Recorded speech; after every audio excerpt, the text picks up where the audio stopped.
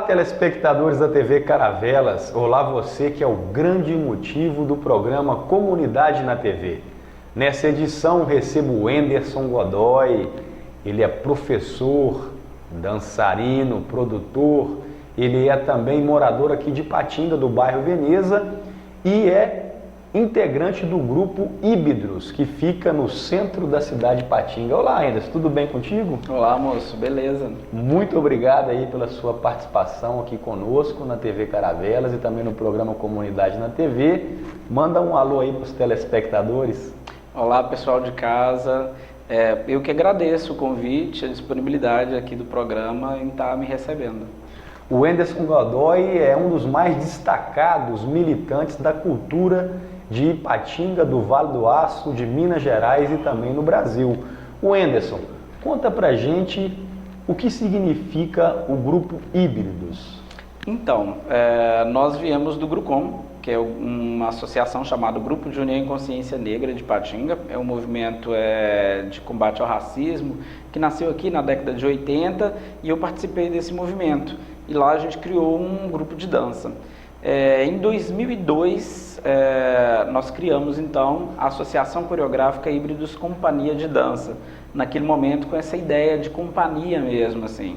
Mas com o passar do tempo a gente percebeu que a forma de organização nossa não era de companhia, onde é que você pensa, imagina que tem um diretor, tem um corpo de baile, e aí a gente criou então o Híbridos. Mexemos aí no gênero, ao invés de ser a companhia de dança Híbridos, passou a ser o grupo de dança Híbridos. Hoje composto por Luciano Botelho, Maria Cloenes, Rosângela Solidade e eu. Mas espera aí, Wenderson, você disse da década de 80? Você tem mais de 20 anos de idade, rapaz? Pois é, Pedro, você acredita que tem um pouquinho mais? Pouca coisa. Mas o Híbridos nasceu em 2002, mas eu danço já há algum tempo, algum tempinho. Algumas assim. décadas. Wenderson, o que significou o Enarte-se assim, na sua vida e também para impulsionar a questão do grupo Híbridos aqui em Ipatinga? Então, mas a gente escolheu o nome da ideia do Híbridos porque ele tinha mais esse caráter daquilo que era resultado da mistura. E quando a gente pensou nessa mistura, a gente falou assim, mas está precisando aqui da cidade de ter algum tipo de dança além daquela que tinha aqui, porque a gente tinha, por exemplo, o Endança, que é o encontro de dança do Vale do Aço, realizado pela Academia Uguim, mas que naquele momento trazia muito balé clássico, jazz, e não vinha dança contemporânea.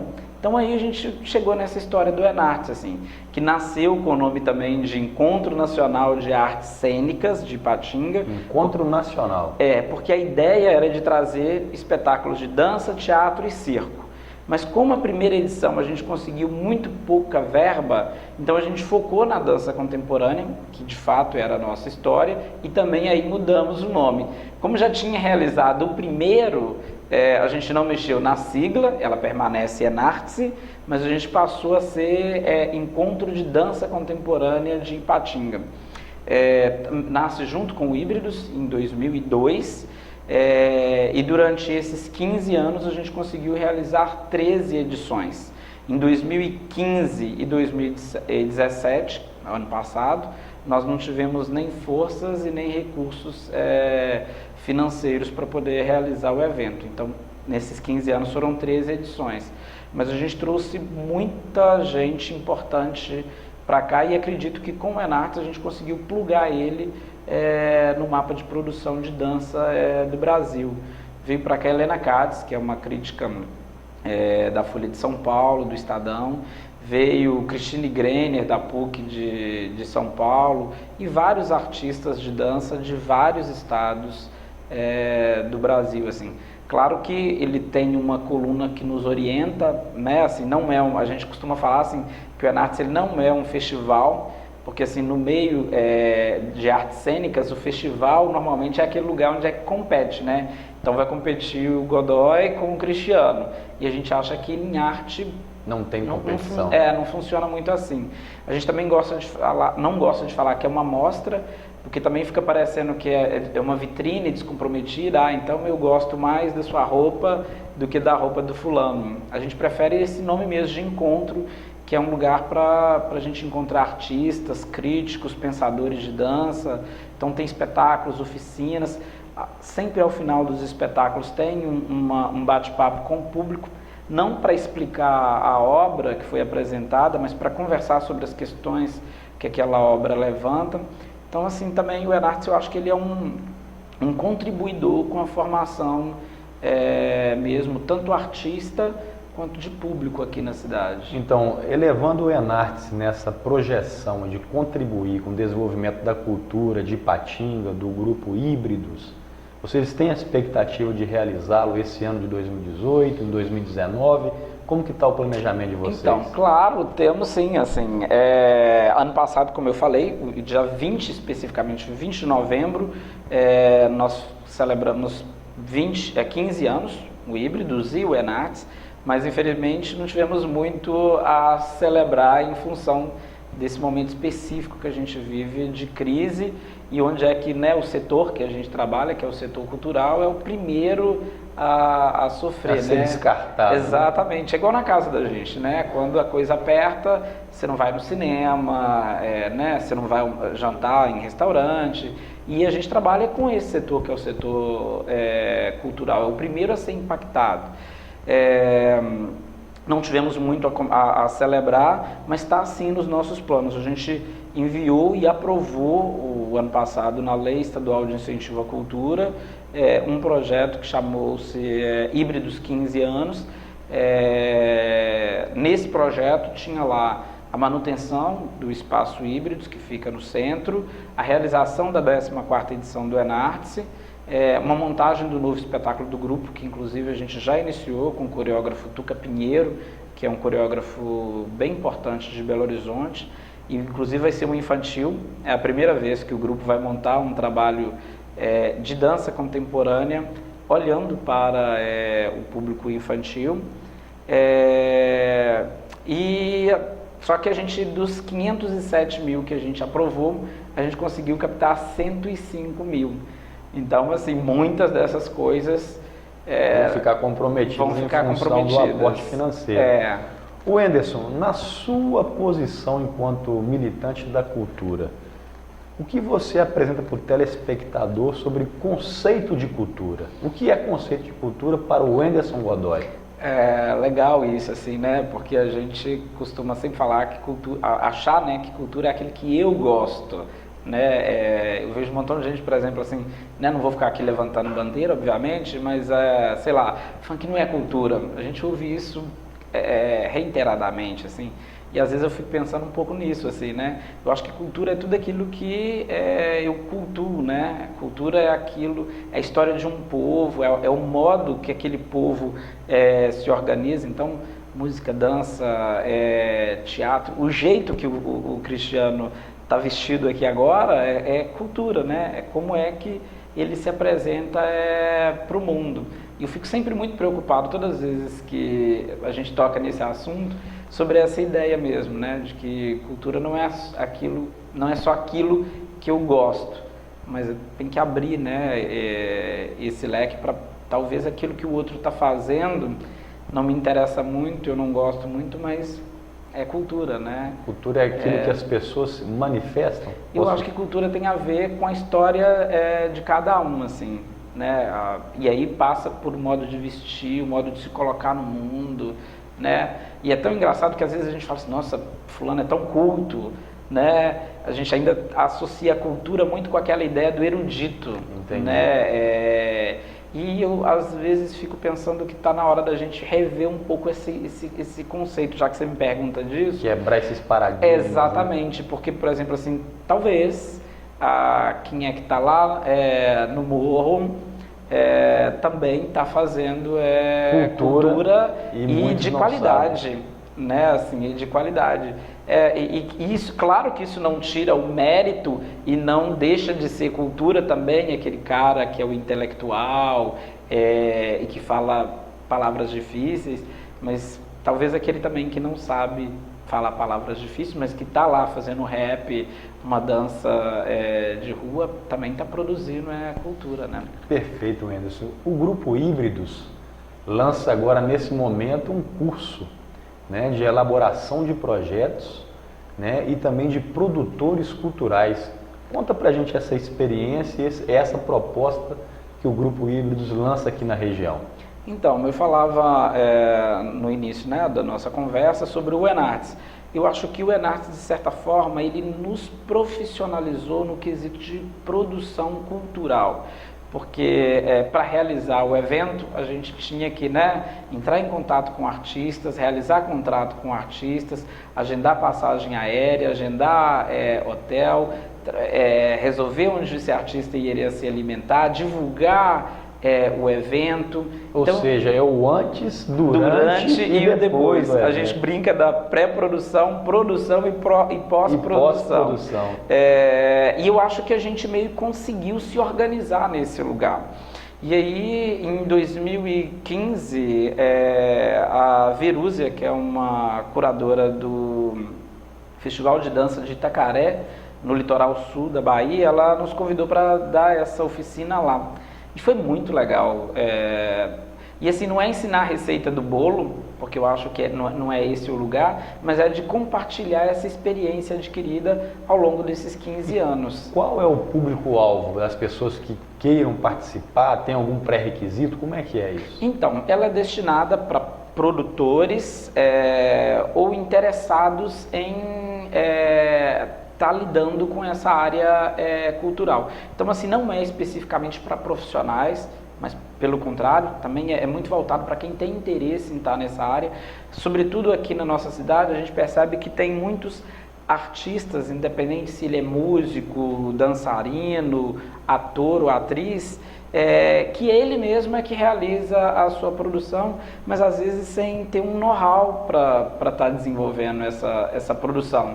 Né? Então é mais de disponibilizar essa técnica, né? Essas ferramentas que a gente foi criando, como, sei lá, checklist, que é você listar todo, né, o passo a passo de uma produção, é um pouco desse lugar de troca. E assim, nessa perspectiva, Wenderson, vocês estão fazendo isso, o Grupo Híbridos fazendo essa proposta, porque está crescendo o número de pessoas querendo trabalhar nessa área, ou porque vocês perceberam que precisam formar pessoas para profissionalizar, né, para dar instrumentos realmente nessa área da produção cultural? Eu acho que é as duas coisas, sabe, Cristiano? Assim, o IBGE, mesmo recentemente, divulgou que o número de trabalhadores na área da cultura é um número gigantesco, inclusive comparando ao automobilismo, assim, a fábrica de automobilismo.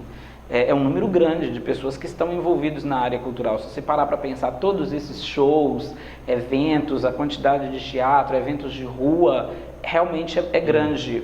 Gera trabalho para muita gente. Gera trabalho e renda para muita gente. Movimenta o setor econômico. A cultura, ela movimenta a economia do país absurdamente. Então, isso é um fator. E o outro fator é que, de fato, a gente ainda tem muitos problemas, né? Você vê, por exemplo, a gente teve agora em dezembro o resultado final da Lei Estadual de Incentivo à Cultura. E muitos projetos não foram aprovados. E, às vezes, não é aprovado por questões ingênuas ali no edital. Uma página que não ficou assinada, um documento que não foi. Eu fiz parte da comissão da Lei Municipal de Incentivo à Cultura aqui de Patinga em 2011 e posso falar isso, assim, sabe?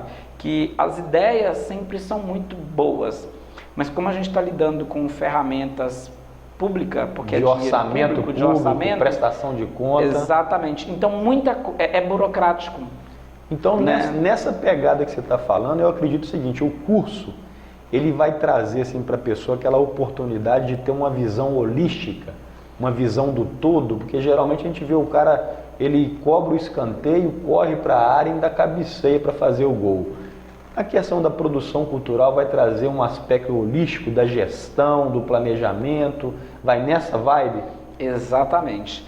E também tentar mudar um pouco a imagem do produtor, né? Porque assim, o produtor, ele ainda é visto como picareta, como aquele que aproveita do talento alheio, porque na verdade quem tem o talento é o artista, né? E a gente quer mudar um pouco essa ideia de, ao invés de aproveitador do talento alheio, é viabilizador do talento alheio, né? Ao invés de picareta, é o realizador, né? É quem de fato tem condições de fazer acontecer. E quando você fala sobre essa visão holística, é bem legal da gente pensar que o produtor é esse cara que faz essa ponte entre o artista, a mídia, o público, a iniciativa privada, o poder público. O produtor é essa pessoa que ela tem que estar antenada com todos esses lugares, né? Para ter condições de fazer um evento ser realizado. Muito bom.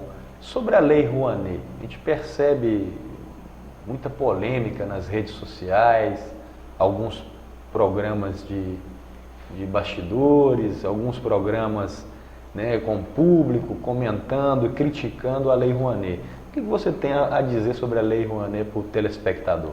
Então, eu acho que a Lei Rouanet, decididamente, é uma ferramenta muito importante para a cultura no Brasil. Isso, assim, eu acho que é fato. Ela tem sido demonizada, sobretudo pela direita, né? A gente percebe muito uma demonização com relação à lei, mas eu acho que também ela é uma lei que tem grandes problemas. Por exemplo, assim, se a gente parar para pensar qual projeto aqui na nossa região que é realizado com a Lei Rouanet, a gente não consegue colocar numa mão, por exemplo. Não chega a 5. Existe, mas não chega a 5 projetos aprovados. A 5 projetos Isso você aprovados fala e captados. Em 4 décadas ou recente? Não, recente. Agora, tem outras questões, né? Assim, a lei, ela infelizmente, sim, ela fica na mão dos departamentos de marketing das grandes empresas, isso é fato. E faz aquilo que a empresa tem planejado enquanto ação de marketing, sim, não como um fomento de cultura na cidade ou região. Ela ainda fica muito no eixo Rio-São Paulo, né? Assim, e grandes artistas, né? E globais, sobretudo, porque são a empresa, o que o governo disponibilizou com a Lei Rouanet e, consequentemente, a lei estadual também faz, mas eu acho que menos. O governo fala assim, olha, eu vou abrir mão da minha arrecadação para você que tem a sua empresa entrar. Então seria uma isenção de um tributo. A empresa tem essa isenção, ela ainda tem a sua logomarca amplamente divulgada em todos os veículos de comunicação e ainda associada àquele produto. Então, por exemplo, assim, ela não vai associar isso ao Híbridos e ao Godoy, que está no interior do interior, que está em Ipatinga. Desenvolvendo uma atividade para um raio de, pequeno, colocar 400 mil pessoas. Entende? Já um grande artista. Ela vai pegar, por exemplo, o Miguel inteiro. Falabella, que está na Rede Globo, que tem um alcance nacional absurdo, e ela vai fazer isso. Então, de repente, corrigir ou mitigar esses problemas, de repente a lei não é. Eu acho que a lei tem muitos problemas e eu acho que um deles é de fazer com que, de fato, quem é o maior interessado nisso, que é o público, tenha acesso, né? Assim, porque, de fato, ela fica concentrada nos grandes centros, ela fica concentrada com grandes nomes artísticos e o público mesmo, que é quem é que, de fato, deveria ter acesso, não tem. Então, assim, o imposto que está lá, do imposto de renda, não é só o imposto de renda de Rio e de São Paulo. O imposto de renda de Ipatinga está lá, mas Ipatinga não é beneficiada, né? Eu acho que esse, para mim, é um grande problema dela. Mas, assim, é uma ferramenta importante, já aconteceu coisas muito importantes de eventos, de produções, de filmes, eu acho que, assim, não é demonizá-la, né? A gente teve todo aquele inferno que a gente viveu, né, nas redes sociais o ano passado, com a exposição lá do Santander, lá no MAN, tudo colocando a Lei Rouanet como um demônio, assim. Eu acho que não é acabar com a lei, mas eu acho que é rever. A Lei Rouanet, então, é um importante instrumento de fomento da cultura, sem dúvida, com certeza, como várias coisas, precisam de ser ajustadas. Exatamente. É isso? Então, um grande fomento. Ô, Godoy, eu quero sua opinião agora em relação ao Parque Ipanema, cara. Lá tem um palco excelente para poder desenvolver atividades de cultura, né, circenses, músicas, poesias, inclusive todo mês está acontecendo uma intervenção Poética Popular Revolucionária, que é o IPPR, no Parque Ipanema, ali no Teatro de Arena. Aquele espaço, você já fez alguma atividade ali, algum projeto cultural? Aquele espaço precisa ser mais ocupado? Qual que é a sua opinião em relação ao Teatro de Arena no Parque Ipanema e ao próprio Parque Ipanema? Então, o Teatro de Arena teve um momento que ele era muito ocupado, né? Assim, eu já tive o prazer de assistir o Acti tocando, o Tom Zé tocando no Teatro de Arena do Parque Ipanema, assim, né? O Galpão, que é um grupo de teatro, um dos mais importantes do Brasil, de Belo Horizonte, já se apresentou diversas vezes no Teatro de Arena de Ipatinga, então ele já foi palco de muita apresentação artística. Eu acho que é um espaço incrível, nós do Híbridos já nos apresentamos lá, acho muito legal essa retomada de um bem público, né? Assim, quantas cidades que a gente conhece que tem um parque incrível como o Parque Ipanema e que dentro desse parque tem um teatro como esse. Eu conheço pouquíssimas, né? Acho muito importante, mas acho também que a gente tem que ter um cuidado com ele. Por exemplo, assim, se a gente pega a Praça dos Pioneiros aqui do lado, né, em Governador Valadares, lá também tem na praça um teatro, mas que ele tem uma concha que faz toda a diferença. Uma concha Primeiro acústica. Que é acústica, né, porque é ruim a acústica do Teatro de Arena, e segundo também que é o sol, né? A gente tem hoje tanto a parte do público quanto a parte do palco, que é onde é que o artista está. E normalmente essas apresentações são sábado à tarde, domingo à tarde, é muito o sol tá rachando, e né? é desconfortável tanto para o público quanto para o artista. Então eu acho que seria revitalizar o Teatro de Arena, colocando essa concha acústica, que eu acho que já ajudaria bastante. E acho que sim, fomentar mais. É incrível ter o IPPR realizando programação. O Luizinho Yuner, que esse ano realizou Décimo encontro, acho que o né? 11º, se eu não me engano, Encontro de dos palhaços, palhaços. lá, e sempre, todo ano, ele está ali. Então acho que é importante essa manutenção, sabe? Essa resistência, essa permanência de atividades, inclusive para o público, porque se você, público, sabe que todo sábado, todo domingo tem, você vai levar sua família e você vai voltar, e quando chegar o parente em casa, você vai levar lá. Isso é legal também, porque movimenta a cidade, né? O Anderson Godoy é favorável a deixar o Parque Ipanema livre, ou o Anderson Godoy é favorável ao cercamento do Parque Ipanema? Livre, claro. Ele é um patrimônio público, é um patrimônio público municipal. Belo Horizonte está discutindo agora tirar a cerca do Parque de Belo Horizonte. Do Parque das Mangabeiras, ali na região central? E a gente querendo cercar. Eu acho que assim, a gente vive um momento que eu acho que é de derrubada de muros. Assim. Eu fico muito assustado quando eu vejo, por exemplo, Trump querendo construir um muro entre os Estados Unidos e o México. Eu fico muito assustado. Eu fico muito assustado quando eu vejo Ipatinga querendo construir um muro em volta do parque e com a desculpa de que é para segurança e para proteção. Eu ouvi um argumento horrível, selecionar o público que frequenta o Parque Ipanema. Sim, e aí eu fico pensando, é para todos e todas. Né? A partir do momento que eu coloco, é muito engraçado, assim, vou ter que falar isso porque eu me lembrei agora de um caso que, não vou lembrar o nome, mas a gente pode procurar no Google, é bem fácil da gente achar isso.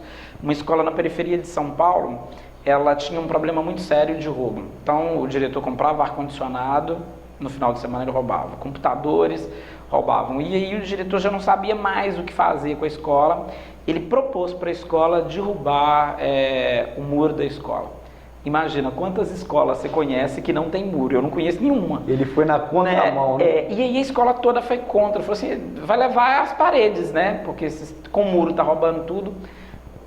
O diretor conseguiu convencer a escola, eles derrubaram o muro e a partir daí não teve mais um caso de roubo na escola. Porque a comunidade, ela sentiu que ela não estava, aquela escola não precisava de proteção da comunidade, porque a comunidade tinha um sentimento de pertencimento àquele lugar. Eu acho que é a mesma coisa. Eu acho que a possibilidade da gente ter um parque mais degradado é maior com o muro, porque né, tem uma barreira entre nós, né? Não sei, essa é a minha opinião. Bacana. Ô Anderson Godoy, quero agradecer, cara, a sua participação aqui na TV Caravelas, no programa Comunidade na TV, que é uma TV comunitária, a primeira e única TV comunitária de Ipatinga e do Vale do Aço.